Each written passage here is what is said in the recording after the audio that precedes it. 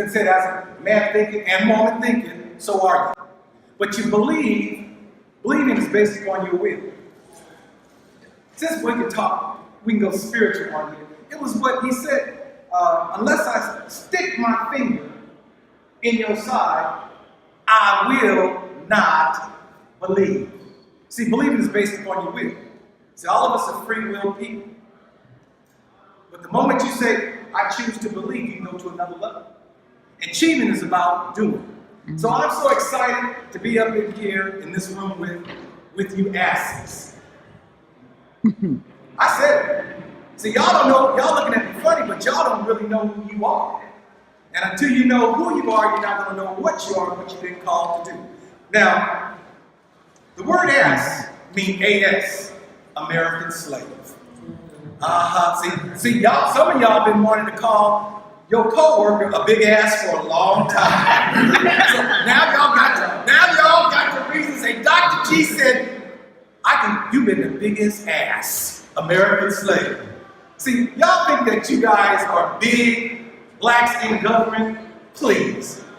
Black is a color. It is a description. It's an adjective. It's not a culture. It's not a nationality. It is not even a race. It's not even a noun, a person, place, a thing. It's a description. It's a color. And we ain't no African American. African American is a United States immigration term for the whites and blacks that have a legal attachment to Africa, that come over here to make some money, and then they wind up staying and become nationalized. African American. So today, in this session, because I'm getting a little off course, we're going to talk about. That's the bad thing about being up here. You can't get your. We're going to talk about some goals, some objectives, going to add value to your life. Turn to your neighbor and say, fasten your seatbelt. Turn to your other neighbor and say, I'm so glad you showed up. You know to be here today. We're going to talk. You're going to be enlightened. You're going to be empowered, you're going to be inspired, and you're going to be motivated to take action today. Also, too, I'm going to talk to you about the AIS, American Slave and Ink Program. Yes, it's going to cost us something. It's going to cost $1.2 million to get moving. That's a chump change. You'll see it shortly. The other thing, we're going to talk about the gold coin cryptocurrency if we've got enough time. Your life is never, ever going to be the same. I can promise you that. Did you hear what I said? It's never, ever going to be the same. That's a promise. And so, when I said it's so nice to be up in here with you asses, I was talking about the American slave. Yeah. Hey, we are the descendants of American slaves. America has had no other child but the slaves. See, what they did, they forced them over here. They didn't come by choice. They came by force. And so, we're non-immigrants. Everybody else that come to the United States come willingly. We're back to that will. They came by choice. But the American slave culture, they brought them over here by force and then bred them on these southern plantations. Those old plantations were nothing but baby-making mills. The United States allowed slavery to be bred in this country. And see, the sad thing is we've been called slaves, colored, Negro, black, now African American. Which one is it? And why so many name changes? Got a hand? You gonna tell me which one it is? You forgot Negro. Well, I was trying to be kind of cool because they called us a lot of other names too. And you know what I mean. That is actually on my school record. Is it Negro? Well, I'll update the chart next time. But we've been called slaves, colored, Negro, black, and African American. But here's what we got to understand. Slavery was a business. It wasn't personal, it was strictly business. And America needed someone to build this great nation. Our ancestors built this country. And here's something that y'all better understand. Because slavery was a business, it's also a legal term. You can look at the 13th Amendment. The word slavery, slave is in here. How many have children? Okay. When that baby was born, it was your responsibility to name that child, right? Right. So I want you to look at it on a larger scale, from a culture perspective, a country. It is the country's responsibility to name the culture that it created. And America did name us. She named us slaves. That is our legal name. And you have to understand that America, the United States government, is a corporation that operates off of contract, laws, codes, and proper legal documentation. When you're dealing with the federal government, you better cross every T and you better dot every I. But see what they allowed us to do. I asked the question, why so many name changes? Normally it takes an act of Congress to change the name. They let us change our name every 25 to 50 years. Would you like to know why they allowed you to change your name? To cover the shame and the crime of slavery. Slavery was a crime against humanity. America does not owe black America nothing, because black is a color. It's a description. It's an adjective. It's not a culture. It's not a nationality. It's not a race. The only culture that she doesn't even owe the Native Indians nothing. Because guess what? The Indians was at war with the United States. But we were family. See, the blood's been mixed. See, we were considered property. And the slave master was having sex with the sisters, and so was the French female. And 9 months later, the baby popped out. The blood has been mixed. We are all family. Yep. And if any Americans hurting, guess what? We all are hurting. Now see, when I fly that jet, I fly all over the world. I know I leave this country and y'all can check out my U.S. passport. Under the 5th line, it says nationality. It doesn't say Black American. It don't say African American. It says United States of America. If anybody knows who IB's is my mother country. But our mother country and father country has been a deadbeat parent to its firstborn and to its descendants. Are you hearing what I'm saying? And so what has happened in our culture, we've had to deal with white supremacy, slavery, colonialism, and all it has produced, y'all, has been poverty, violence, crime, self-destructive behavior, ethnic conflict, drugs, disunity, family war, disrespecting one another, divide and conquer, disempowerment, defamation of character, neo-colonialism, a lot of chaos in our community, and it's all because of our foreign identity. You're not black. I hate to tell you that. But see, black is a nickname that came out of the surname slave. And if we're going to deal with the American government, we have to be called properly. We are American slave culture. I'm talking about Pookie, Junebug, Great Red Sneaker. I want to make sure that we get it right. And it's okay now for you to call your colleague if he start acting up or she start acting up. You are the biggest ass. We all know that that means what? Yes. Yes. Y'all cool. Now, I'm going to give you some quick history. I'm going to give you some really quick history. Our country was founded during a time called the agriculture age. Tell me, what drove this economy? What? Okay, someone say cotton. Anybody else want to take a stab at it? What was the primary source of capital that drove this economy? Tobacco, sugar cane. Okay, tobacco, sugar cane. I heard labor. Farming. Let me help you. I'm going to tell you, it was free labor.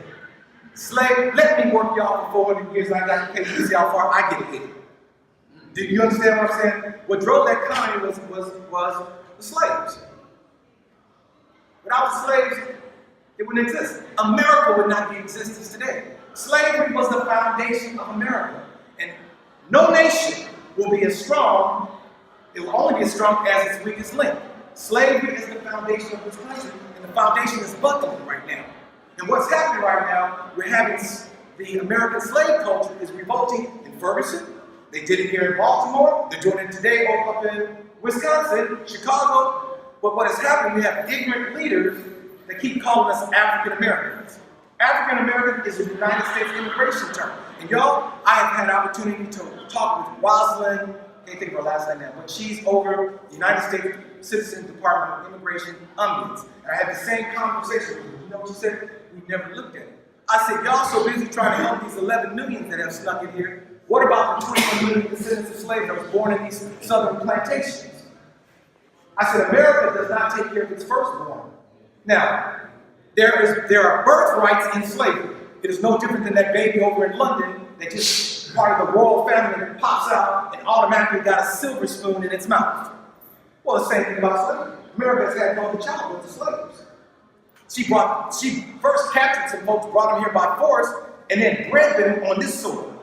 They want to call them property, but no, they're Americans. They will always be American. But we've had bad leadership that don't want to talk about the American slave culture.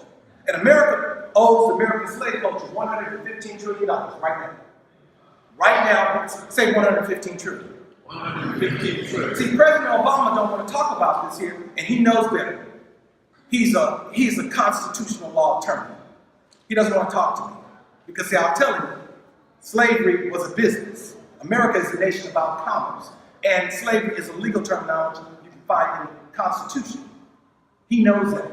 But he knows that if we start talking about it and accept responsibility for the American slave culture, not African American. See, President Obama is American African. His mama's white and his daddy's from Kenya. He was born and he's American African. He didn't come up with American slave culture. They're two different groups. It's like Latino and Mexican. They're two different groups. Yeah. And if we're going to help our culture, we're going to have to be focusing now on the American slave culture. Now, let me drop this little nugget on you. I had the opportunity to go over and speak at the House of Lords in London, and boy, they love a good brother. And Lord Alton sent me up to Liverpool.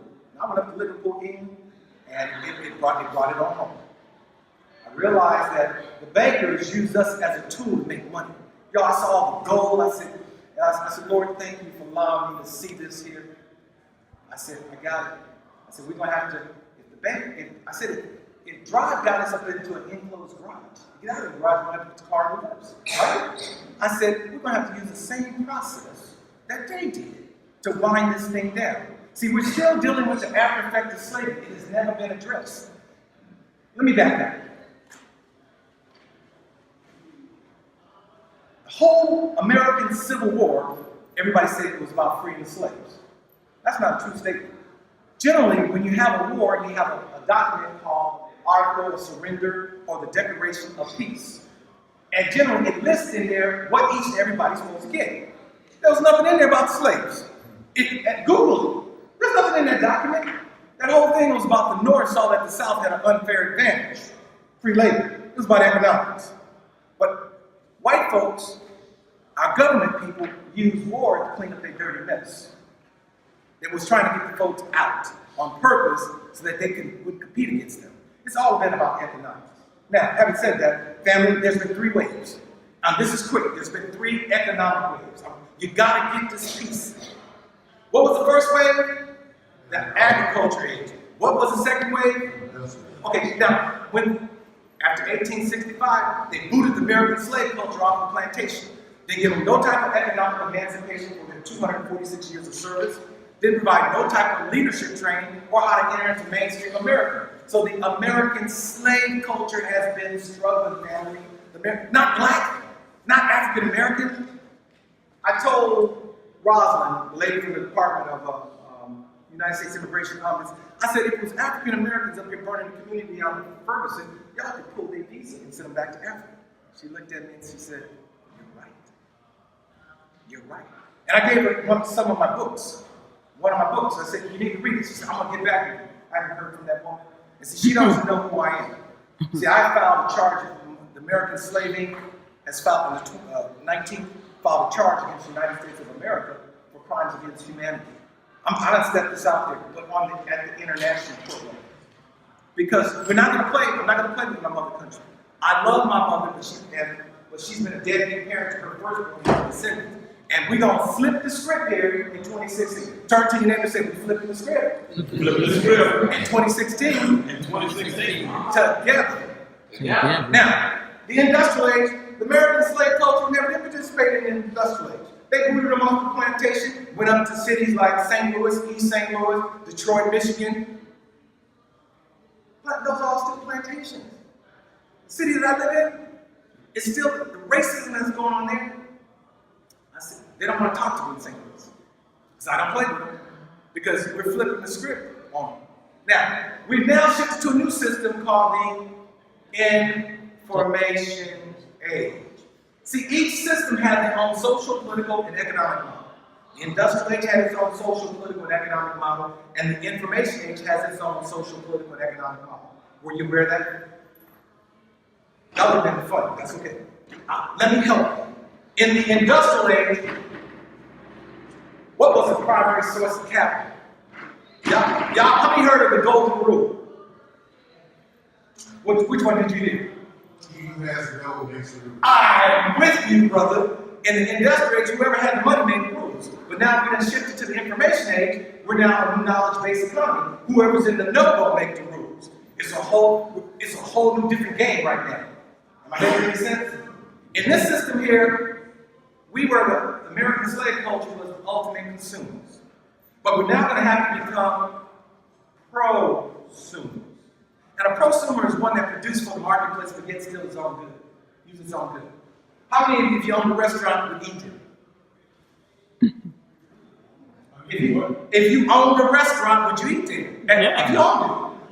I hope so. You eat at everybody else's restaurant and you don't own it.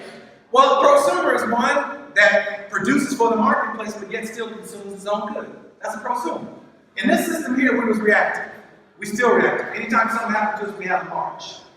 But where we're going to have to be now is doing exactly what we're doing here today and becoming proactive. That means pro-responsible, being on the front end, you know. Am I making any sense yet? Good. In this system here, we was entitled. My name's Jimmy, I'll take all you give. But in this new system here, you're going to have to be empowered. That's a whole different beast. This is a new system. Say new system. New system. Dr. G is trying to help me. Now, Dr. G is trying to help bring me across to the new system. Are you with me? In this system here, it was all about individualism. Me, my four, and I. Me, myself, my four, and more. But in this new system, we're going to have to work together as a group, as a team. Because it takes teamwork to make the dream work. Are you understand what I'm saying? Yeah. Okay, good. So y'all looking like, what this man talking about? Yes.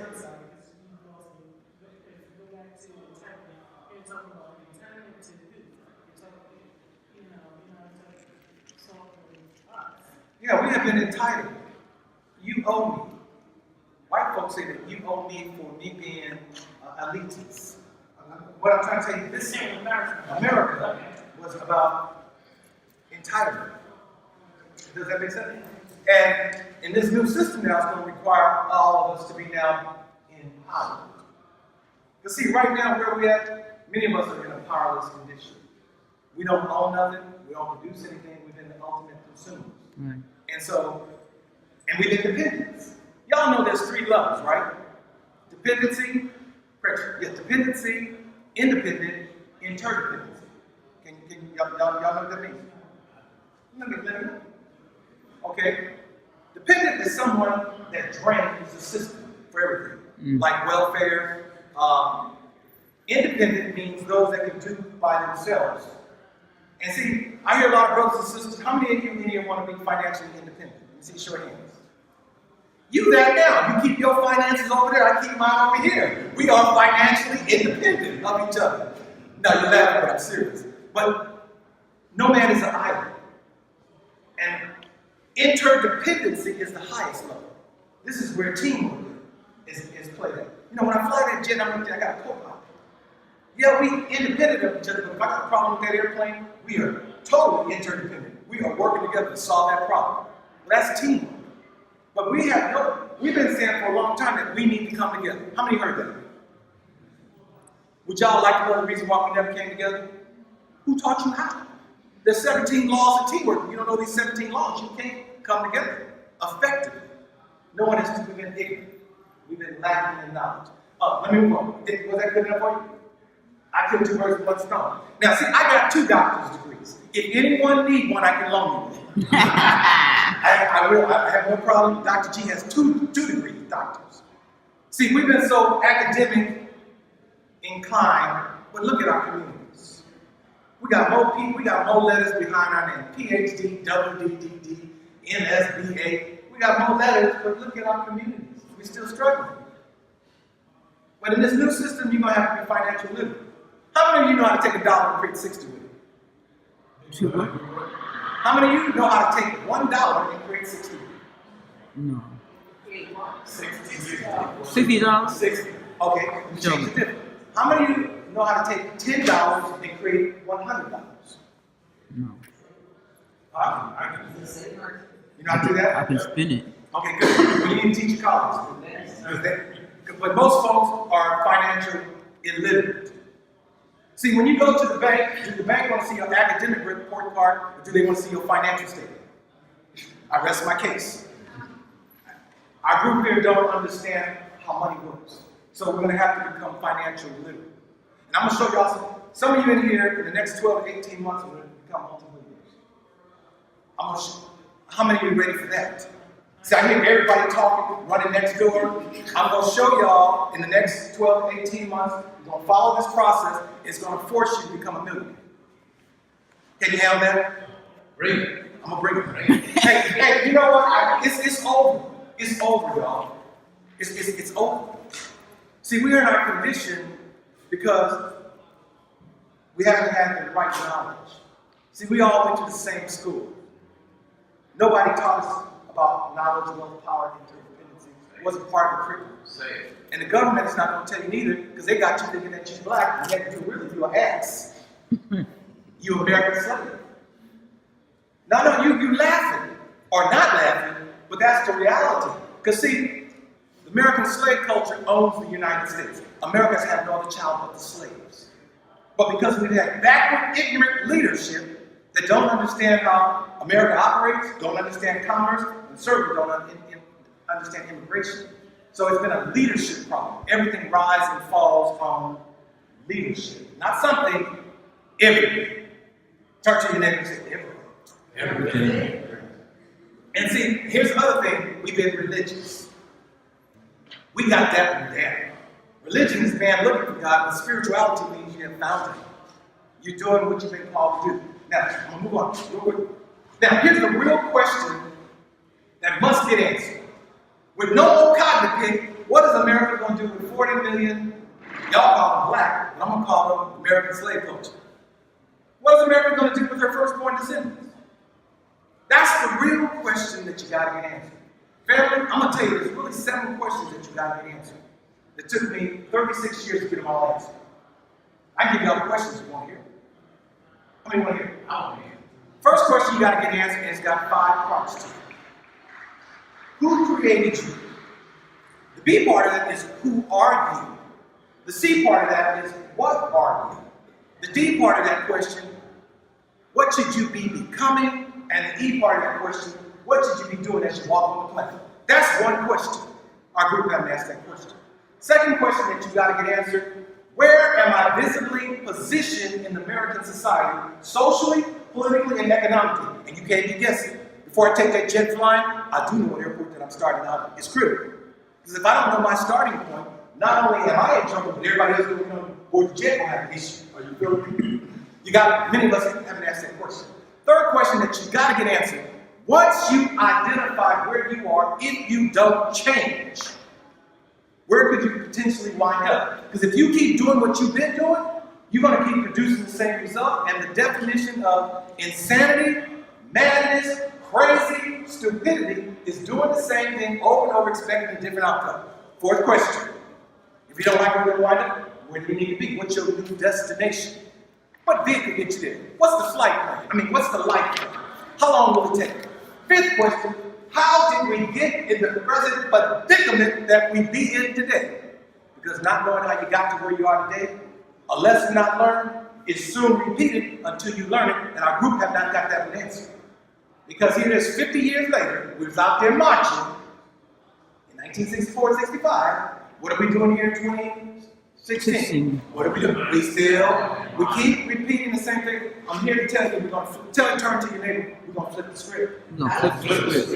And guess what? Let me see. 1, 2, 3, 4, 5, 6, 7, 8, 9, 10, 11, 12, 13, 14, 15. It's enough of us in here to flip the script. It's over. It's over. I'm keeping it real with you. And then the last question, no. 6th question, if you're not flying a jet, and see this, I'm a pilot, so I'm operating that genre, If you're not flying a jet or driving the process, who is and where they currently taking you? The B part of the question, why are you still on board this vehicle? The The C part of the question, how in the hell do I get off? And then the seventh question, But you still race. start with 16. Guys, flying jet, y'all. I hope y'all enjoyed the ride. Well, anyway, the sixth question is, if you're not driving the process, who is and where are they currently taking you? You got to get that one. Y'all have not asked that question. I'm sorry. Our culture has not. Our culture don't even know who we are. We're trying to yell, call ourselves black. Black is a color. It's a description. It's an adjective, not a culture, nationality. And the federal government knows this. They know it. They're like, oh, y'all keep calling yourself that because then we ain't got to pay you that $115. Oh. No. Y'all, I'm the biggest ass. I work for American Airlines. They take $5,000 a month out of my paycheck every month being captain. I make a lot of money. Now, you know if they take the $5,000, you know I'm bringing home 18. So they clean me out every month. The federal government and American Airlines, they all in cahoots with each other because it's a corporation. So I'm paying some of y'all's salary. And I ain't mad at my mother country, but we're still dealing with slavery. That's a slave piece. It's taken. It just has evolved. Matter of fact, a lot of my white brothers and sisters are in slavery too.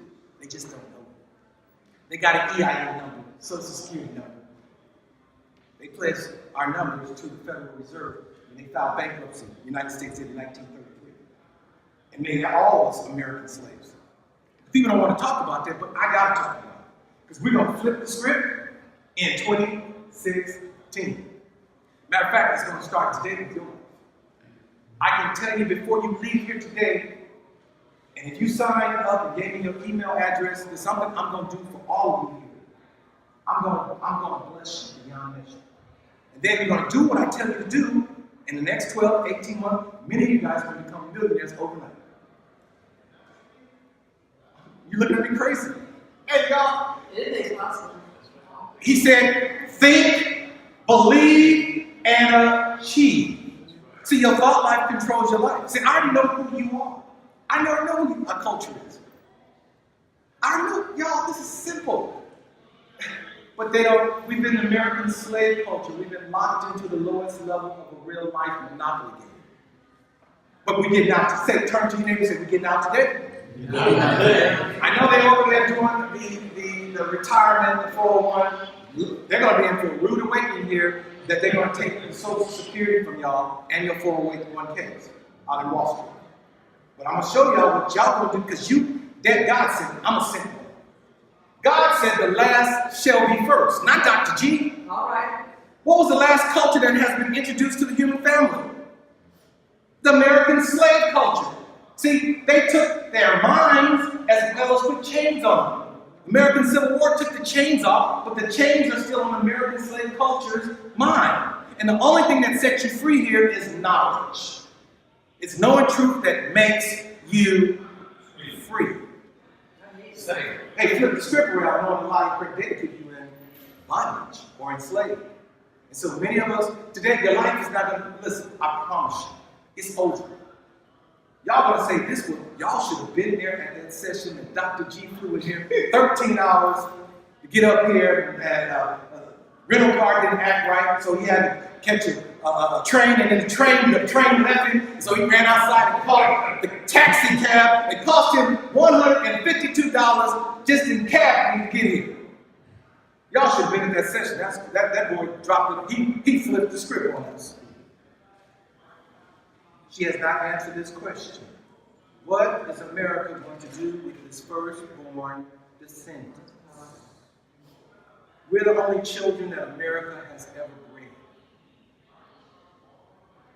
Do y'all understand that? You got to get that revelation. Because see, if Pookie and Junebug had that, they would be burned down first. They own America.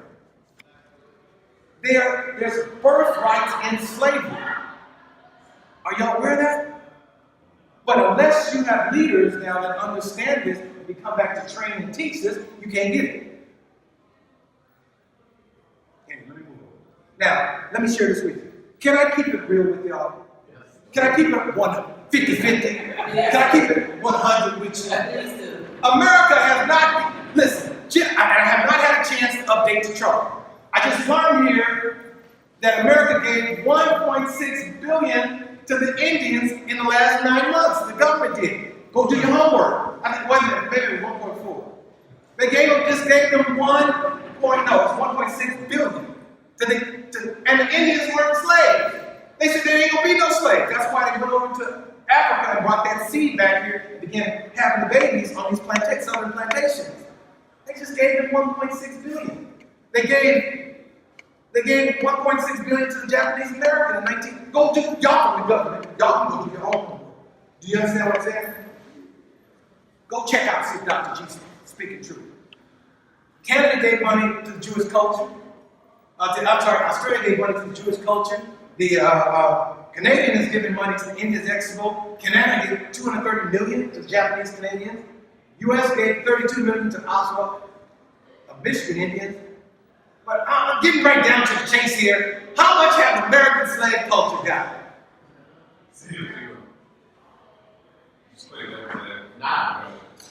Okay, we have several historically black colleges and universities, many of which have received millions, still receive millions every year in grants. People that have gone to school on grants to those particular schools. Couldn't someone argue that that those dollars given by the federal government that have set up these institutions, many of which we revere to this day, is a form of reparations from the government? No, can't argue. Here's why. They gave it to black institutions, not the American slave culture. Two totally different things. Okay, but was each Native American given a specific check, or were they given to specific Indian nation leaders? They gave it to the nation. See, you cannot sue the United States as black. It ain't gonna happen because it's not a culture. Native Indians, they're a nation. The reason why Jewish people got money is because in 1962, I think it was, they formed, they became sovereign as a nation and sued the United States. You cannot sue the United States being black. Can't do that. Ain't gonna happen.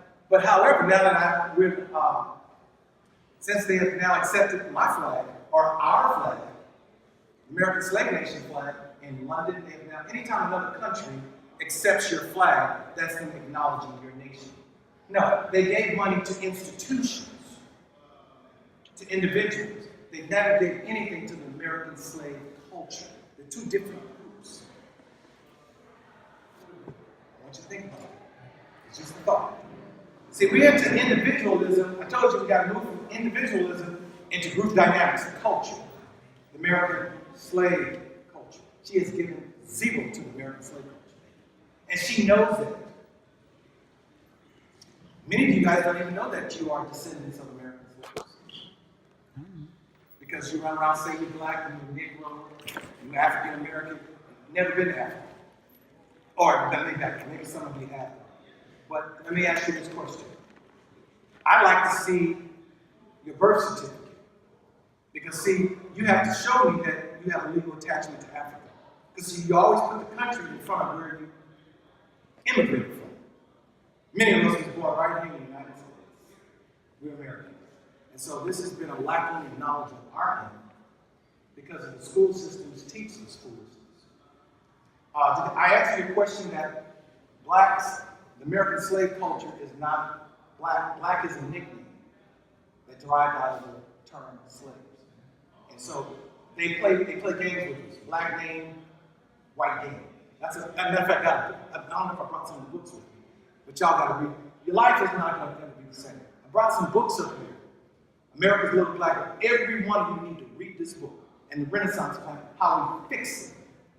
I'm going to drive y'all to the wealthy place, move us out of poverty. That's what I do as a captain. Yes, ma'am. Sure. Sometimes you see on applications or some documents where you have to list your nationality, and then you see the word other. That's what I put there. I put American slave culture. Yeah. Now, I just was up in here speaking with the Congressman Conyers. He kicked me out of his office after 5 minutes. I talked with Congressman Clay because he's over the United States immigration group for the 2020. He's over the U.S. Census for the 2020. And so what I'm working to do is to get the American slave culture on the 2020 census. You see, $500 billion are being set aside for those on the 2020 census this year. And the American slave culture it's not on there. See, when they released us after the American Civil War, we were released improperly. They didn't release us as American slave culture. We have not been documented properly. And that's what I hope and pray that we all can get together and talk about. The blacks in government, the ass in government, American slave culture in government. We can start talking about how we can get on the 2020 census American slave culture. Did I answer your question? Did I go over too much? Go ahead. I'm hearing you clearly on that part of the American slaves. Now, for so many years, people have gone through the transition of Negro, Black, and African American. Those are all nicknames. Yeah, and I realize that those are nicknames. But do you think once people come into the awareness of what you're teaching us today about American slavery, do you think they're going to want to adopt that title? Let me tell you something. After you read American Little Black Book, they're adopting like wildfire.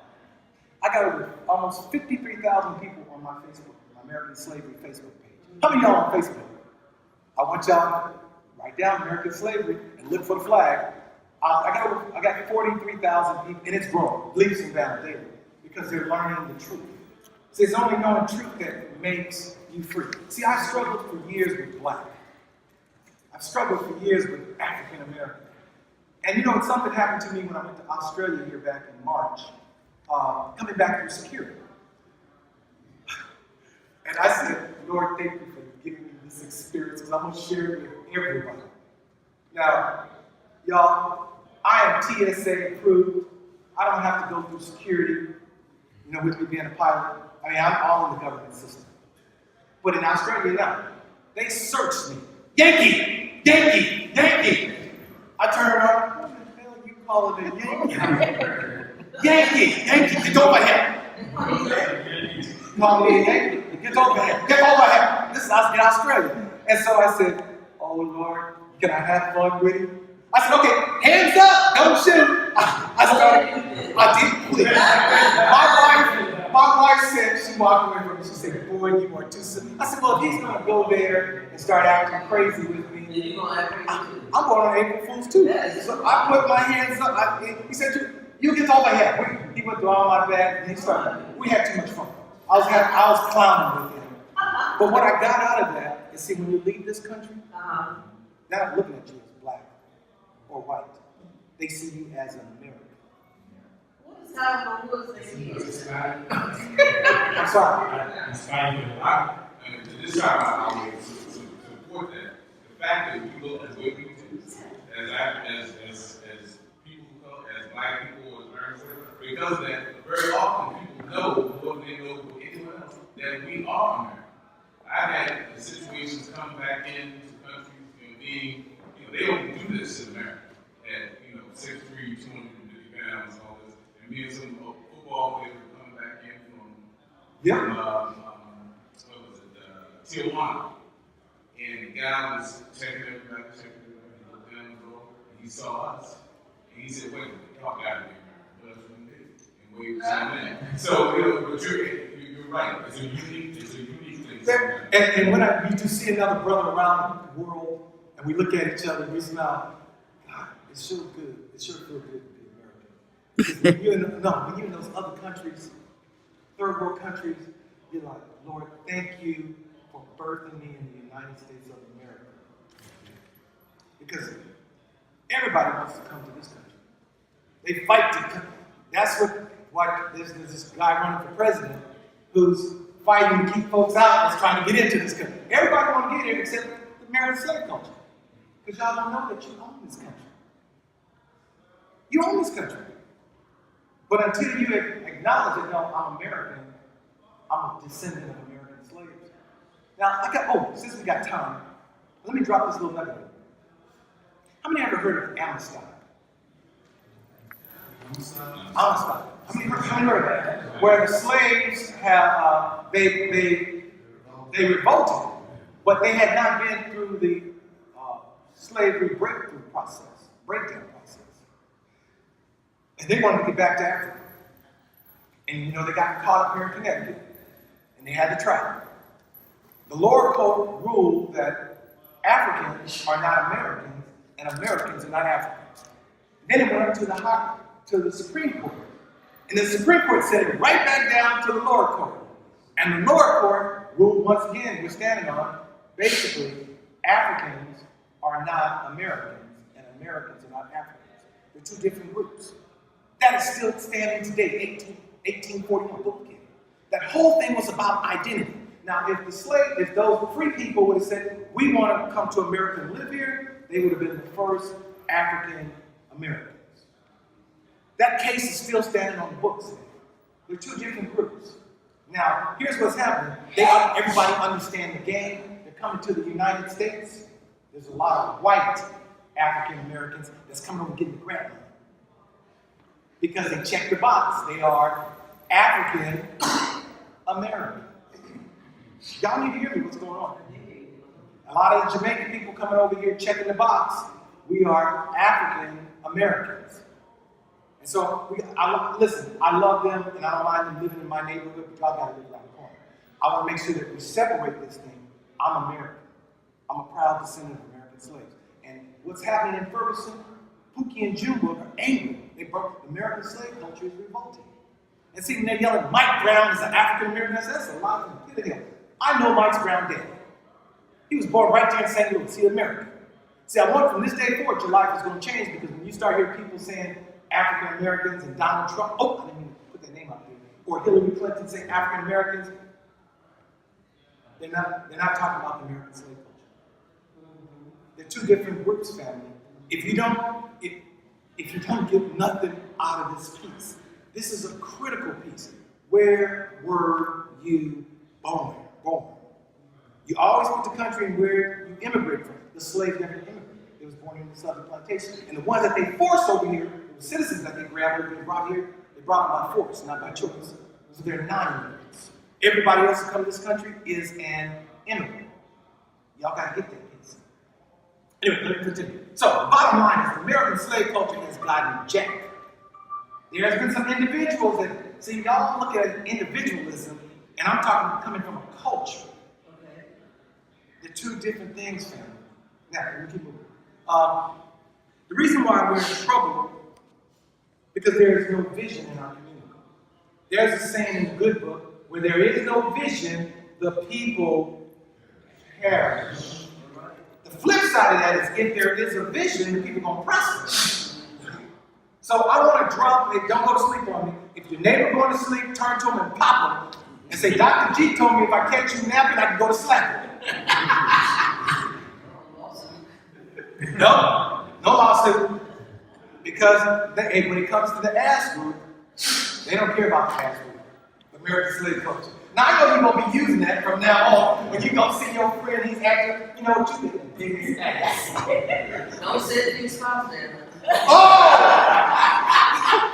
But you know, you're telling the truth. You said, I talked with Dr. G, he told me, now I can call you what I really been thinking. You've been the biggest ass.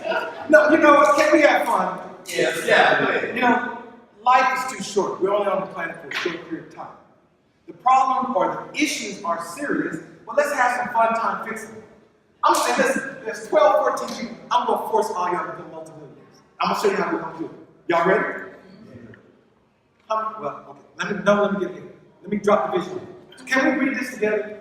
The vision to create a society which honors the spirit of the image of American slaves, a society that will explain to the descendants of slaves the advantage of accepting and true identity, and then releasing them to truly seek economic emancipation into the mainstream of America.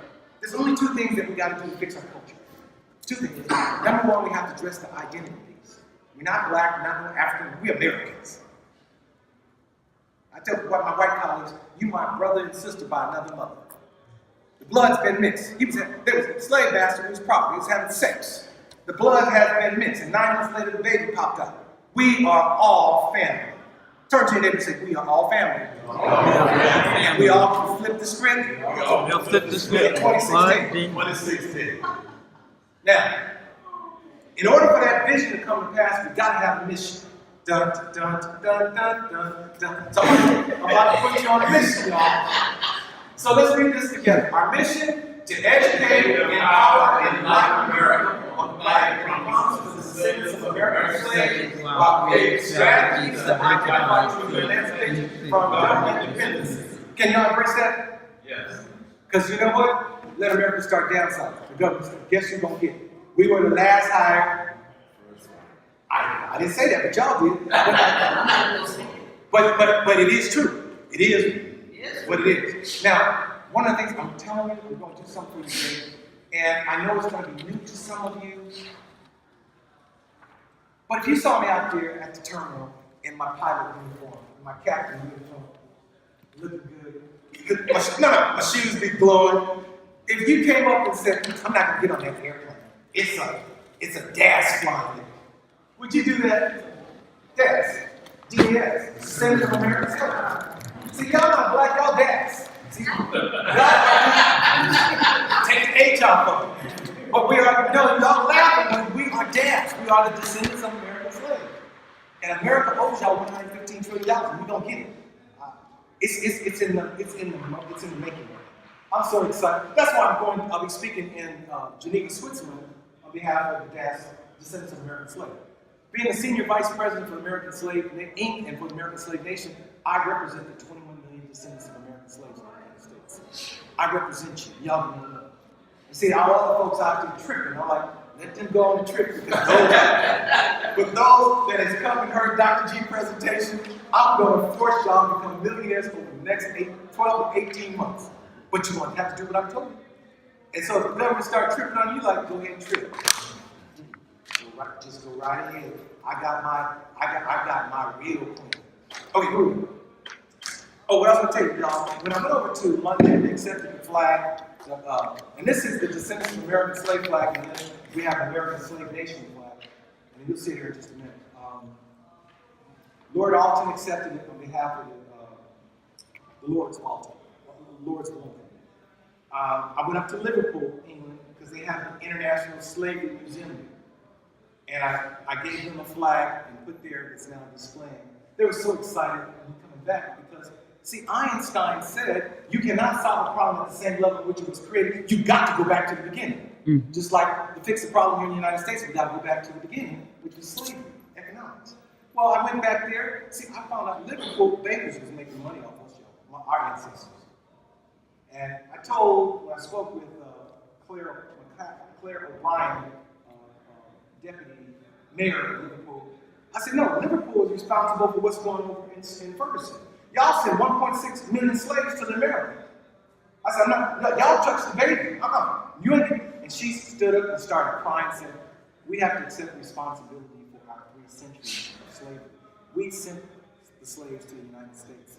And let's work together on how we can fix this because we're still hurting over here. Because see, Liverpool sided with the South. Did y'all know that? Liverpool was a big shipping lane. They shipped all the cotton to Liverpool. There was a merchant town. They were making money. And anything tied with cotton, Liverpool supported. It created so many industries.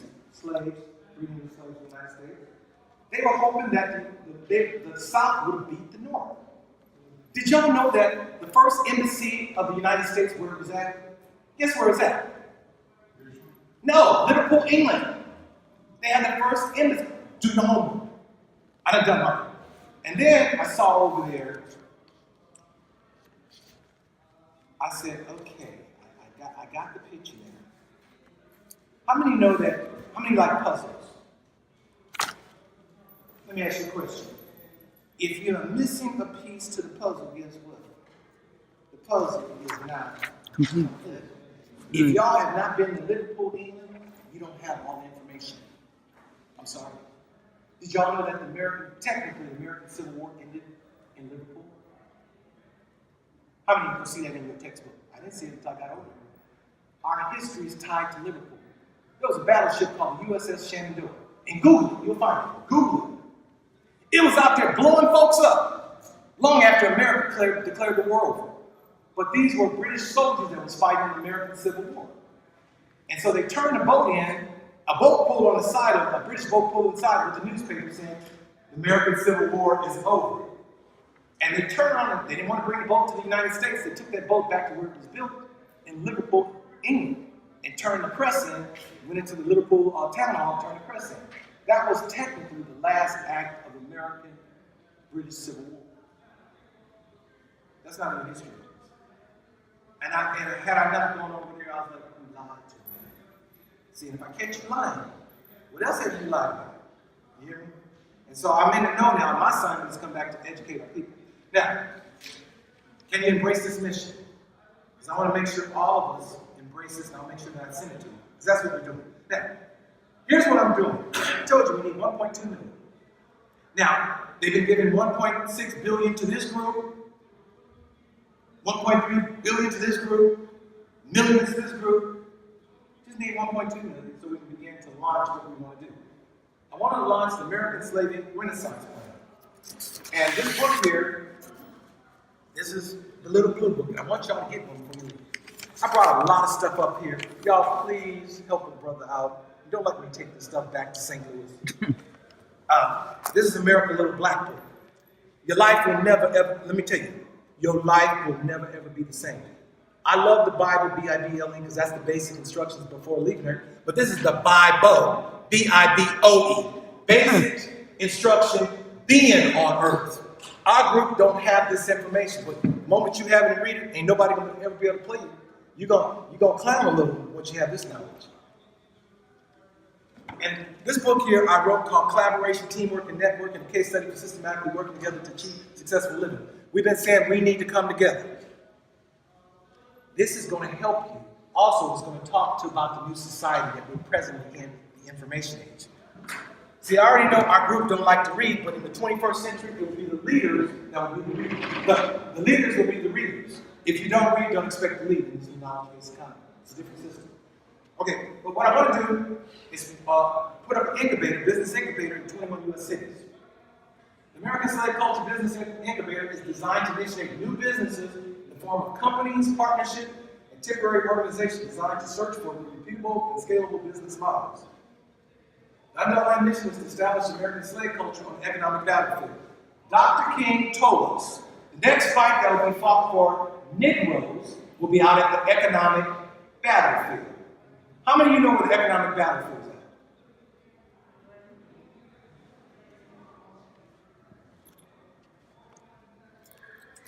That's the part of the problem. Y'all are part of the issue. Y'all don't know what the economic battlefield is. Would you like to know what the economic battlefield is? Yes.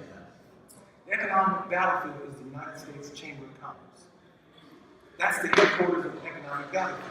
That's where all the businesses are, the banks, everybody that profited from slavery. That's where all the oil companies, all the insurance companies that profited from slavery. Are you hear what I'm saying? Everybody's at the Chamber of Commerce. That's where they come together and do business. The American slave culture is not at the Chamber of Commerce. As a matter of fact, they are purposely keeping us out. Now, I threatened to sue in St. Louis while the Ferguson stuff is going on. You don't allow me to come to the Chamber of Commerce. I don't pay my $500 for American slavery, and we're going to have a meeting here. I fought these white folks. I threatened to sue them. But what they're going to do, okay, we'll let you have a meeting. They did not invite none of the bankers. See, they played. They didn't invite any folks that took part in slavery. They did it on purpose. So I said, okay, you want to play me? I'm the wrong person to play. So I got something for them. Anyway, to steer them into entrepreneurial ventures while in infancy. ASI aims to create growth, innovative companies that can be owned by the descendants of American slaves and assist in their development.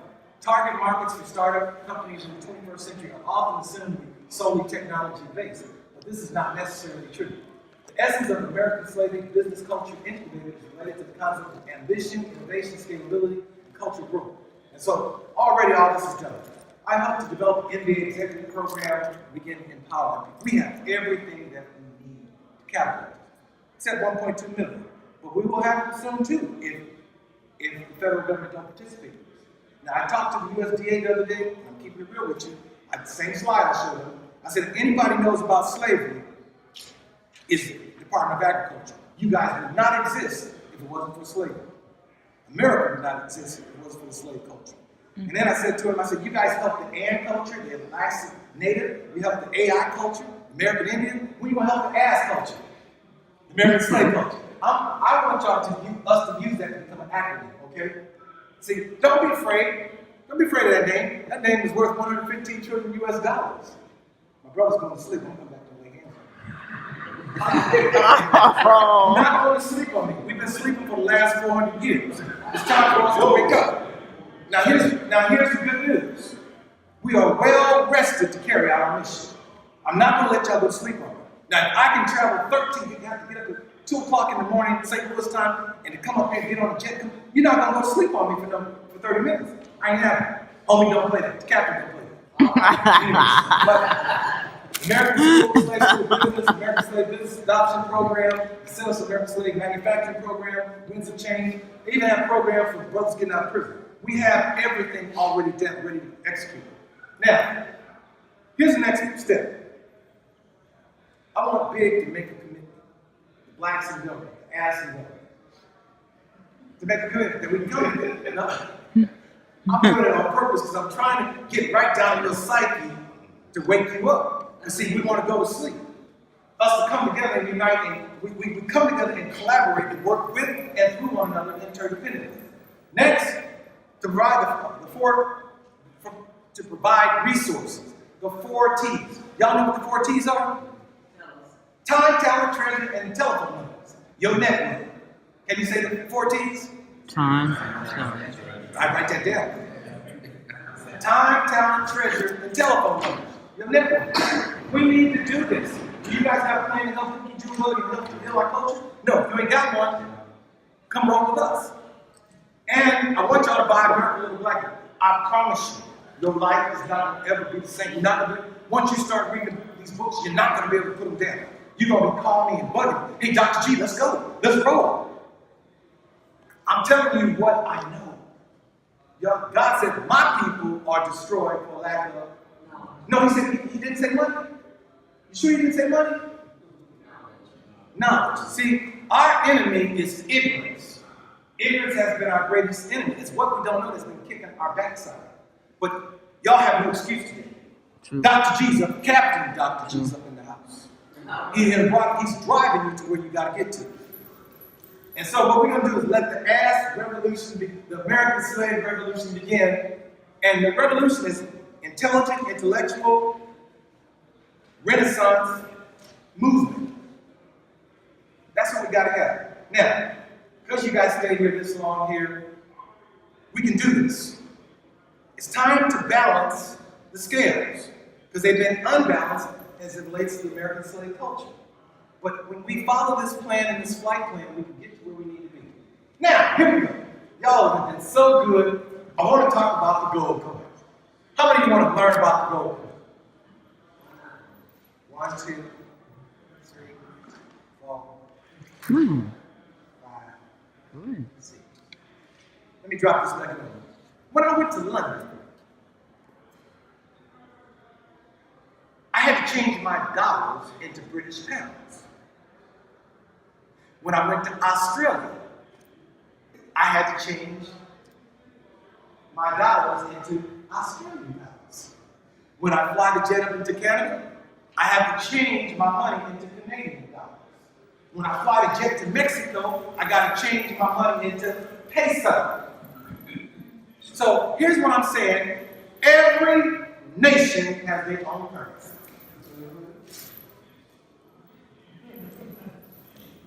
Let me say, y'all not hearing me. I heard you. Y'all not hearing me. Maybe I'm because I'm shouting in your ears. But every nation has their own currency. And the American slave nation now has its own currency. It's called cryptocurrency. Government can't touch this one. They can't, like MC Hammer said, you can do. You can't touch that. They can't touch this one here. Why? Because they don't deal in cryptocurrency. Don't deal in cryptocurrency. Right now, I said, okay, if Drive got us to an enclosed garage, we're going to have to put the car in what? Reverse. Now, y'all, what was the first thing traded out on Wall Street? What was the very first thing traded on Wall Street? Stop. What? What? What? What? No. Stocks. The slaves were considered stock. Child said we were the first thing sold on Wall Street. Y'all didn't know that? Wall Street, when they took that money from the industrial agriculture age, they washed it through Wall Street. It made a lot of wealthy folk. Y'all know. They took that blood money and washed it, it became whitewashed and it went through Wall Street. So here's the thought. It got us in the garage. We're going to have to put the car in reverse to get out. So one of the things we have to do, we're going to use Wall Street. Since we were the first thing traded out there. Now, right now, I got no currency out there trading in Wall Street for a penny. Well, no, it just went up to a penny and a half. A coin. How many have heard of Bitcoin? Today, Bitcoin is trading for $581.99 per coin. 12 years ago, it was trading at a penny a coin. Now, Bitcoin got up to $1,200 per coin. I got y'all going trading in Wall Street right now at a penny a coin. Are you hearing me? Very short, look at your brother. How many of you have phones? You see his phones? Every descendant of slaves should have a phone. Yeah. This brother got 2 of them. So I know we're the ultimate consumers. How many of you have an Android? Here's what I want you to do right now. I want you to put in your phone www. Well, I'm going to give you 2 places. It's over. It's over. Because y'all going to go out there and go start buying these coins right now. It's up to a penny and a half now.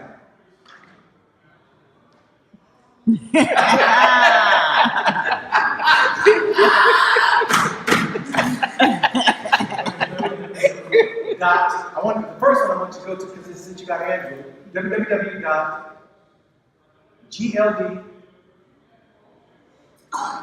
talk, T-A-L-K, .org. That's what I saw. Oh, okay. I want you guys to go out there right now. Even if you got an iPhone, you go out there. Go out there real quickly. Hey, we're going to use technology. What age are we in? We're in the information age. And so knowledge is more important than money. Knowledge is now the primary source of capital. It's more important than money right now. So I'm going to show y'all what y'all fixing to do. You ready? I want y'all to have Androids. Where it's out there, it says, Get Wallet. I want you to download your wallet. That's my gift to you. Get what? The professional community working together with the host channel of enterprise. You're not from America. You are Afro. You're nationalized citizen? You nationalized? You nationalized? Yes or no? This is an African American. Yeah. This is not. I came here to get a PhD and I worked for the EPA. And I didn't go back. you came off. I know. You came over there. What's up, my brothers and sisters are going over there? You came to visit and ain't going back home. That is an African American. Since 1970. And he happy. He said, I got a PhD. They gave me money to get PhD. I got a student in Iraq fighting the war. You know, just like the Indian guy that. Hey, bottom line, welcome to America. Thank you. Welcome to America. So, but it's time to help American slave culture. Let's see. So, did it come up? You see where it says new wallet? Yeah. Click on it. Now, how many got computers at home? PCs. Oh, when you go home, you can download the PC version of it, and you're going to put on your machine the blockchain. I'm about to make y'all all back. They ain't telling y'all this here. See, I done got on the other side. It's over. It's over. I want you, when you go home, because you don't know how to spell. You spell that word gold right. I'm a slave. I spell it different. I spell it G-L-D. See, you're educated. Alright, Y'all, for the computer, what I can log into? sorry. For the computer at home, check it. Same thing, same process. Go out here, Uh-huh. and when you pull down the wallet, it'll say Windows. All right. Just click on it and let it do its thing. It's going to take about 2 or 3 hours. You're actually loading the blockchain on your computer. This is powerful. This is powerful. This is. No, it says get wallet. How many see it? You got Android. You got iPhone. Yeah, you can hit get wallet, but I don't have the application. They're fixing an application for an iPhone, but at least hopefully you see that flag right there. This is the American flag. But if you look at it, I only got it set up to Android. If you go home and put Windows on there, you're actually putting the blockchain on your computer. Now, blockchain is where people come to do business. You can come and do business. You can trade. You can, for example, we now have our own currency. Say, for instance, I want to say, if you want to come through my educational program, it's going to cost you 4,000 gold coins. Right now, the gold coins, you can get them you get 5,000 of them for $130. Are you hear what I'm saying? In just a little while, the coin is going to go up to $10. Now, what if you had 100,000 coins? Because that's what $1,000 for each of is. And it jumps from a penny to trading at $1 coin. 100,000. Well, when it go up to $10? That's $1 million. Are you hear what I'm saying? What happens if you start trading like Bitcoin is trading today at $581.99? You're close to being a billionaire. See, this is financial literacy. They didn't teach us this stuff. Do you understand? And my focus is to move my culture out of poverty. I'm going to drive you out to the wealthy place. See, the Bible says in Psalm 66:12, let me give you some scripture. Since we can talk, we can go there, because I love talking about this. He said in Psalm 66:12, I've caused men to ride over your head. You have gone through fire and through water, but I brought you out into a wealthy place. See, your destination as you walk on the planet in this earth realm is the wealthy place. God said in Deuteronomy 8:18, I have given you power to get wealth, to help establish my covenant among men, not no religion. See, he's loaded me so that y'all can be connected back to him, because he wants you wealthy. He said in Psalms 22:2, write it down. He said, the rich and poor meet together, the Lord is the maker of them all. There's no middle class with God. You're either going to be in or out, hot, cold, wise or fool, about righteousness, unrighteousness. You're either going to be rich, you're going to be poor. You're either headed to the wealthy place or you're headed to the poverty place. There's no middle class. Middle class was a man-made jump during the industrial age. He said, I'm the same yesterday, today, forever. I do not change. Now, I've come here today to tell y'all to go out there and download your wallet. Now, just since y'all government employees, y'all getting some money from the government. Take $5, maybe $10 a week and just buy the coins. Now, click on it, and this is where you can buy them. They're out here. I've even set it up so that make it simple for y'all. I'm going to force y'all, I told you, I'm going to force y'all to come up. Y'all laughing. But my assignment is to move people from poverty, ignorance, dependency, and complacency to knowledge, wealth, power, interdependency. Mm-hmm. There's two things that our culture needs. We got to address the identity piece. I'm not black, and I ain't no African American. I'm American. I'm a proud descendant of American slaves. We built this country. And the second thing is to help us lead us right into mainstream America, where we can begin to handle our business. And that's what the goal point, we're there. And today, I'm inviting y'all to go out there and be nosy. That's your homework assignment. It's out there. And buy the coins. Now, over here, what is it? Back here? Let's go back here.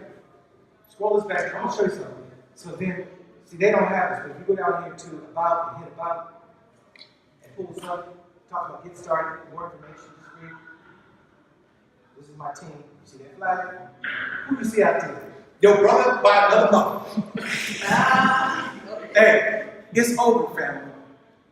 And all you have to do, I got so excited. If you come back up here, go back up here, and over here is a little box that you open it, and it talks about buy coins. Buy with PayPal. It's done. Watch what happens. See, y'all got homework assignment. You can go out there and see where you get your coin. You follow what I'm saying? I done set it up. Y'all have no excuse. I'm not giving y'all one. I'm going to drive y'all to a wealthy place. That's my job as a captain. No, that's not what it said. You read it, but you can buy one. You can buy either one of these here at you buy, and it tells you that 5,000 points, and it changes because this happens in real time. Now, y'all, I have about 1 million coins. What happens when it starts trading at $1? What happens when it trades at $10? What happens when it starts trading at $100? What happens when it starts trading at 560? Like Bitcoin is trading today, almost $1 billion. I'm forcing y'all to become wealthy. Come on board, follow the process. Yeah, we've been begging everybody to go to Wall Street and do for us. No, we got to do for ourselves. And y'all have no excuse because now y'all have your own currency. Y'all are a bunch of asses up in here. You guys work. I tell people I'm the biggest ass. I work for American Airlines. Hey, see, there's nothing to be ashamed about when we have information. We can laugh at it, and I want y'all to laugh because slavery was a nasty thing, but I'm looking at the other side of it. Now we have an answer to fix it. Like I have on page, y'all gotta get this. Can I read y'all something? Sure. Go ahead. We got a little bit of time. I want to read the last chapter in this book. See, I want y'all to be like God. God is Alpha and Omega.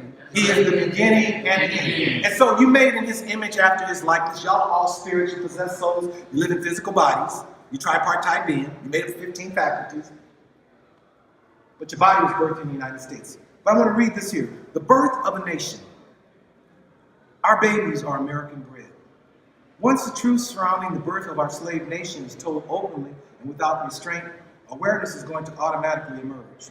When this happened, the inbred ignorance that shrouds American slaves will start melting away. Slaves have known only hypocrisy since their inception. Therefore, this particular truth told unflinchingly and without shame shall be similar to the joke of newborns received when it is taken from its mother womb and slapped on its bottom to encourage it to cry, the first breath of life. I make this comparison because the American slave nation is in the midst of the birthing process. We're coming out. If there wasn't permanent mental damage done to our people during our racial incubation, and if our community of people hadn't been in this incubated, ignorant state too long, these written words should cause American slaves to break free at last. Like a newborn, we will breathe our own. Our eyes will start opening to the reality of life. This will be the initial awakening of the American slave nation. Now, keep in mind, as the news spread, there are those who will doubt, or who no doubt try to get our people to focus on the wrong of slavery and the cruelty of whites. This would be an emotional, backward, defeating move. Whites of today didn't have a direct hand in the enslavement of our foreparents. Their protégés did. However, whites of today do have an inherited obligation to eradicate the stain of the stain of the sin of their forebears. If today whites were to help American slaves be reborn spiritually and emotionally, and if they were to guide us in our efforts to be rejuvenated and developed, this could be the healing balm that would cure the sin of slavery and the many sins committed by the white race during slavery. Since whites and blacks have no other choice but to live in America together in harmony, it is up to the slave leaders to show whites that America will ultimately be the beneficiary of reparation for slavery. Regardless of our maltreatment, the American slaves are not a vindictive people. My wish is that we stay that way. First light. During slavery, slaves were taught to serve the master's needs and were well trained to run the master's house, his business, his plantation, or whatever. When a thinking leader takes the time to view America commercially, he will understand right away that this type of dutiful training was a premier education within itself. But we should also understand that those slaves were ignorant. They didn't understand that this was an education. They didn't understand that this was an education, nor did they comprehend the importance of this type of learning. When slaves were kicked out of slavery, this industrial education ended because it was now illegal to work with people without pay. Freshly abandoned, slaves didn't know the entire slave nation was supposed to build on the specialized education that some of them had received. The master, being a businessman, kept those slaves who had special skill at his side because he needed them. Some slaves have always been close to the masters, to knowledge, and to America's growth. Some of us are still very necessary to the stability of the master's house. Blacks in government. Ass in government. And his business his plantation, and our country. During slavery, the skill of a few slaves, the ignorance of the majority of slaves, and the callous of the master divided slaves into two groups, the field hand and the house nigger. But since then, we have evolved into three groups. Our foreparents were divided at the initiation of slavery. They were further divided at the ending of slavery, and those slaves the master needed stayed with the master, and those slaves the master no longer needed was abandoned. Today, there are the lessers of slaves. They have no jobs because they are undertrained, underemployed, and looked down upon by the next higher class of slaves who have jobs and are trained. Then there are the upper class slaves. They are connected to the system and have what we call good jobs. They were preachers, politicians, front for whites organization, Uncle Tom's, another category. Whites are a three-class people also. The difference is that all classes of whites are free, simply because they are white and white control America. All classes of slaves are mentally enslaved and always have been. Being divided, we, the descendants of slaves, compete against each other at the lowest level of American economic, lowest level of American economy, and also at all levels of the slave nation economy. We hold each other down, pulling against each other at all levels, turning the dream into reality. Dr. King informed us that the next battle would be an economic contest. It is only fitting that our business leaders lead us in this fight. It is their job, plus they will make a lot of money. For them to be effective, they must have accurate direction, the necessary ammunition, weaponry, and intelligence, and a feasible, strong business plan to follow. To construct such a plan, we need our high-level leaders to voluntarily come forward and share in this blessed event, the birth of our nation. Slaves have been recognized and properly formed at the close of the Civil War, but they weren't. This is why we have a very serious task ahead, so we may as well start at the beginning. Thoughtful deliberation. To help us better understand the overall message, we must now take a comprehensive view of America with the message in mind. We want to visualize how to deliver the slave nation, secure our future existence in America, and at the same time ensure a future peaceful coexistence between the white and black culture. We live in a business environment. Therefore, in order for the descendants of slaves to advance or grow up normally, they must have an advancement avenue or a growth vehicle to ferry them to their destination or to maturity. We now understand that America is a business environment. Therefore, this mode of conveyance must be a controlled, exclusive business plan. And to keep from reinventing the wheel, this plan should be similar but superior to America's current Small Business Administration agenda. This program will become a national control point. Descendants of slaves from across the country could arrange to travel this route to reach the American mainstream. And those who have ideas that could help smooth the way for the American slaves to enter the American mainstream need to come forward and share. No true America should be excluded from helping us develop. The suggestions I make are business-oriented and are intended as a business control point as we struggle on the economic battlefield. It is important that our American slave program be exclusive, and it's called the Descendants of Slaves by name. Calling the Descendants of Slaves by name will let us know it is we who are being helped. This will let everyone else know who's being helped also. Taking this approach, the descendants of slaves and the world will know that America has a bona fide program in place to properly compensate the descendants of slaves for illegal enslavement of their ancestors.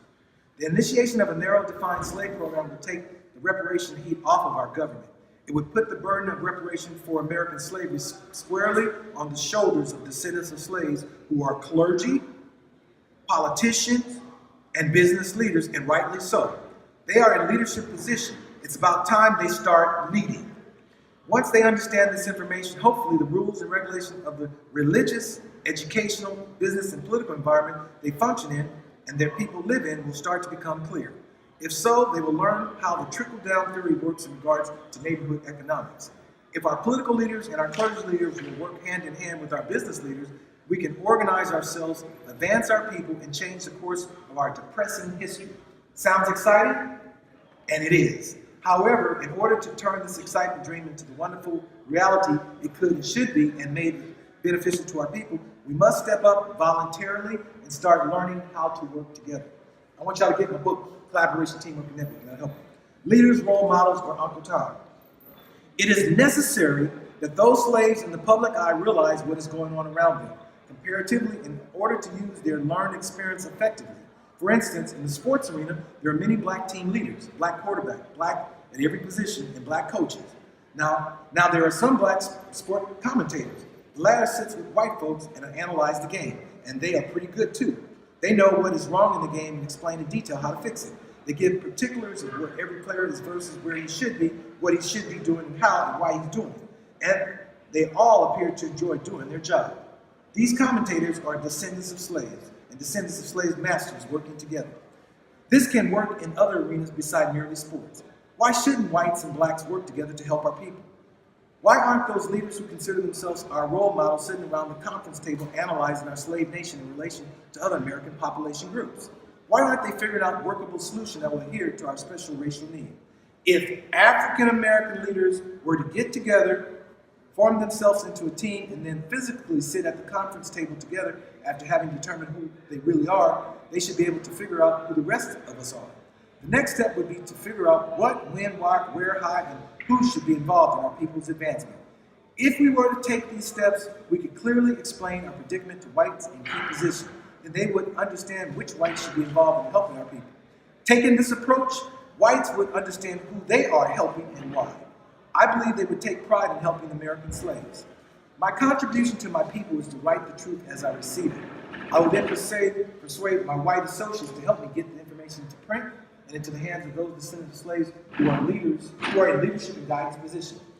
I will tell them that our people need our help. We must be organized. Tremendous benefits will become available to our people if we will put our ethnic group in order. Okay, where do we go from here? Well, because our next battle will be fought on the economic battlefield, we had better plan our strategy. And if we were at war in the usual sense, we'd need a battle plan. But this encounter is not your everyday shooting war. This is an important, sensitive business encounter.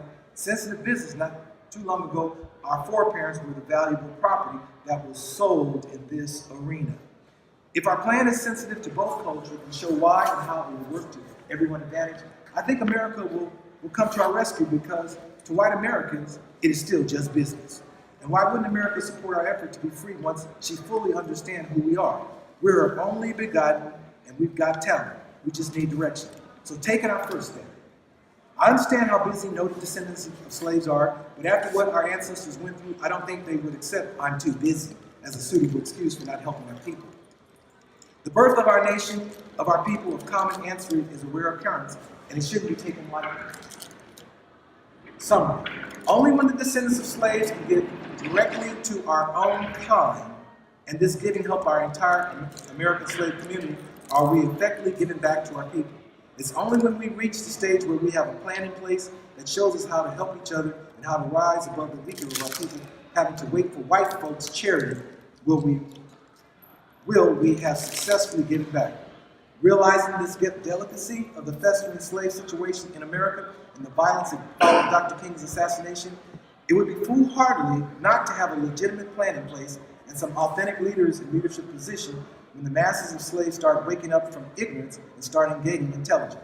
Not only is this the just thing to do, it is the smart thing to do and should have been done long ago.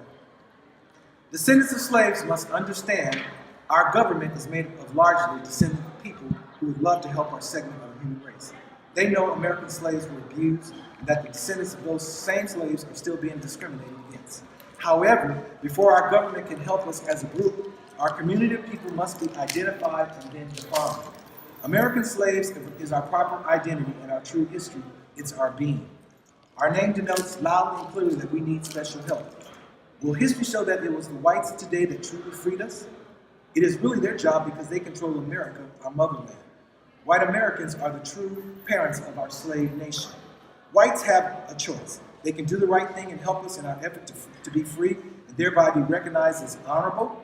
Their generation then will be recorded in the annals of time as principled citizens who corrected a fault in the fabric of America. History will record that once the defect was corrected and constructive direction was provided, whites took action.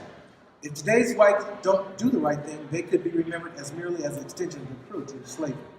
No group of America should take this message lightly. The American slaves really do need our nation's help. I understand that I better not get involved because I might offend whites in key position attitude. However, this is different in that it involves the future of our people. This might be the only chance our people have at freedom. It is certainly going to be the last chance some of us seniors have to do our part to help save America from continued covering of shame and the descendants of slaves from added degradation. With this knowledge comes an inherent responsibility. It is up to those who have access to TV, radio, and other means of communication, white and black, to spread the word that will alert our masses. And those who possess communication skills must become actively involved. Now, regarding our senior citizens, white and black, we are those who have been honored with longevity. We might belong to different racial groups, but time has builded us together. We have lived long lives, but separately. Some of us have even flourished. We prosper because we lived in America, the country that slaves helped build. We have now reached the checkout line. We must now ask ourselves, while on earth, did we just take up space? Was our longevity just a waste of precious time? Have we truly done our part to make this world a better place? Did we honestly do our best to assist, or in this case, save humanity? Could we have done better? America keeps watch over the entire world, making sure people in other countries are treated fairly and that genocide is not their ultimate fate. If we were to look within our own border, we would recognize the terrible injustice being dealt out right here at home on the descendants of those who helped build our homeland. I used to wonder why some animals, birds, fish, and other wildlife became extinct. I always figured greedy white leaders was the culprit. Now, of course, I realize they are, because they control the air we breathe, the water we drink. But now I also realize greedy whites have accomplices, and those who lead American slaves. They are standing by, impatient and passively watching. When future ecologists and historians tell the American story, what excuse will they use to explain the disappearance of the American slaves? Will they deny that we ever existed? Or will they simply shrug and say, we are African Americans because we have dark skin? No matter the colors of one's skin, denying facts is a clear sign of ignorance. As Americans, we should be able to rise above. We are Americans, all. Let us not leave this world in a lesser condition than we found it. Right. The gentleman who wrote this book here is Mr. Norris Shelton. I met him two and a half, 3 years ago. I helped to develop the new bottom-up model for the information age. And I told him what I'm doing about I have the new system that we're putting in place across the country right now. He said, young man, I want to see you. He lives in Louisville, Kentucky. So I jumped on the jet. You know, I get to fly for free. Hey, the world is my playground, y'all. God has blessed your brother. So I jumped on the jet in first class and came up here to talk to y'all. Well, I went to go see him. And this young man, he's 80 years old, 80 years young. I talked to him for 30 seconds. And I knew this was the last piece to the puzzle. And he's the president of the American Slave Nation. He's retiring when President Obama go out. See, we are lined up just like America, our mother country. When he goes out, I become automatic, because there's not enough of you guys involved, I automatically become the president of the American Slave Nation. Now, having said that, I want to tell you about the flag here. This flag here has, this is our picture.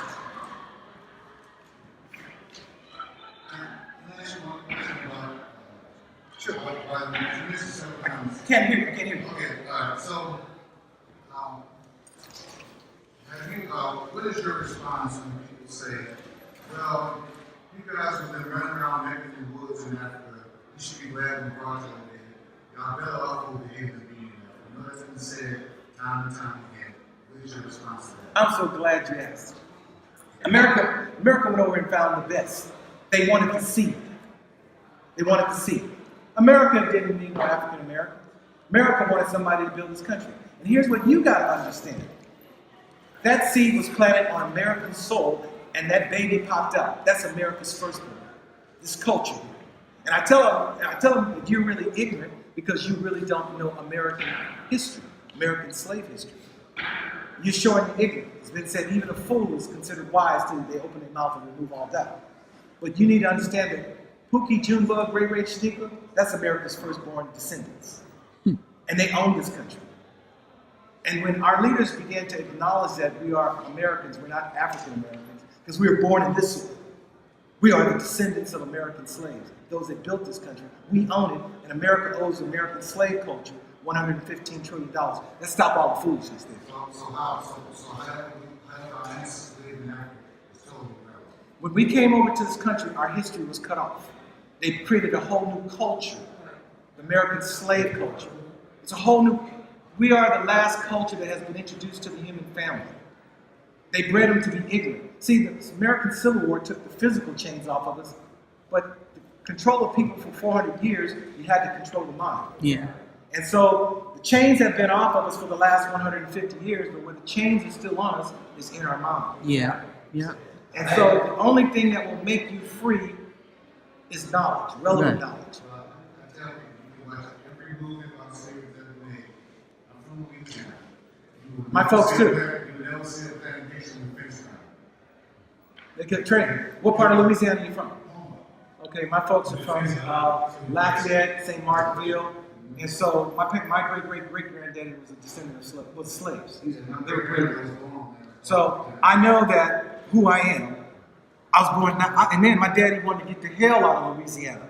He said, son, I want to get the hell away from the plantation thinking folk. That's why I went to Los Angeles and met your mom. And pop, you popped in to the scene. And so I'm American. I'm a proud descendant of American slaves.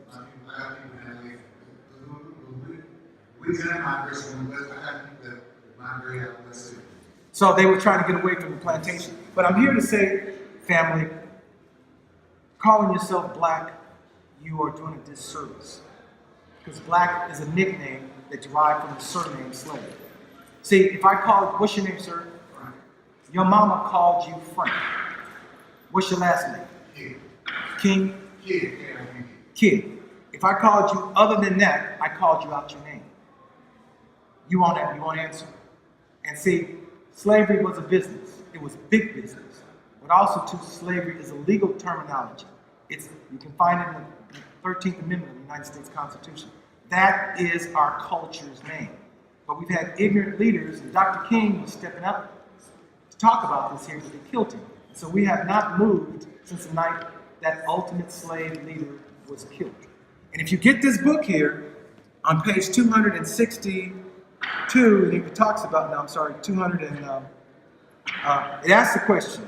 Here a question all slaves should ask themselves. Was Dr. King's dream of freedom for all fulfilled? Was it? Yes or no? No. Did Dr. King's dream extend past integration? And if so, what was it? Did the perpetrators with one bullet achieve their mission and stop the American slave nation from organizing and then advancing into the American mainstream? Yes. What happened to make us suddenly change our direction and our racial name? Jesse Jackson and all them started, they were all part of Dr. King Inner Circle. Al Sharpton, and when they killed Dr. King, they took off. Everybody started trying to be about individualism. And so, yes, sir. I'm a little bit confused, Mr. Shelton's, the part that you read in the back.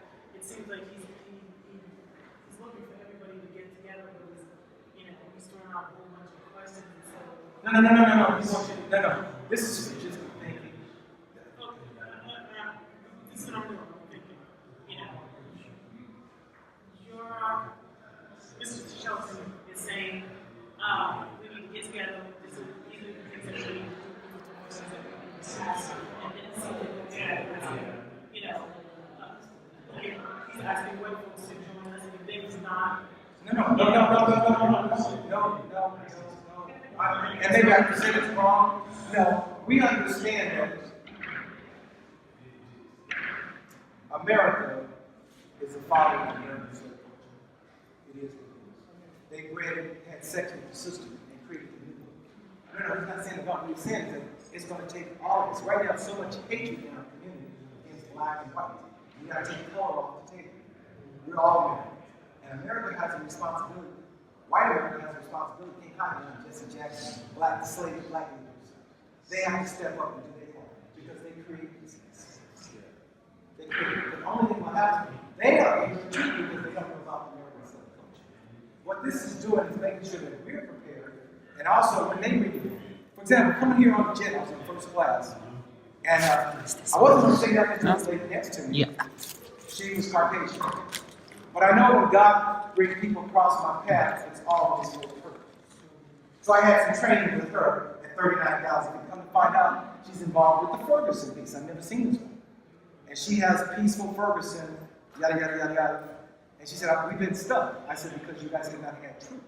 And so what I did was, I said, I'm going to sow into your life, because now that we're not going to work together, I sowed in this life, this book in her life. This is where it's going to now begin to filtrate with our white colleagues, my white brothers and sisters. We're all Americans. That's the bottom line. And they are the descendants of white slave masters, and we are the descendants of American slaves. And what we have in common is slavery. Slavery is the foundation of the United States, and right now, the United States got a major crack in it, and the crack in the foundation are the descendants of American slaves. And until we address this piece, I don't care what Donald Trump, Hillary Clinton, and them yelling at me African American, they're off course. And I know as a pilot, a 10th degree off course, you're not going to arrive at your destination. No, it ain't happening. And so now what we're doing is beginning to heal the foundation. And if you read this book, I want you to read it. And I want your number, because then we'll talk. Because everybody that buy a book, y'all stuck with me. I got it on the Amazon. You know how I do. Make sure you put a double star on it. Now here's what I'm gonna do. For those that download the code, you got a specific address out there always, and that'll be yours. I wish I had time to train on it, but I know I got 5 more minutes. But I'm sorry. Okay. Here's what I want to do to all y'all. I want y'all. I'm gonna give y'all my card, and I want you to send me your gold coin address, because I'm gonna send each and every one of you 100 coins. My gift to you. I'm here to serve you. I'm gonna force you to become a millionaire.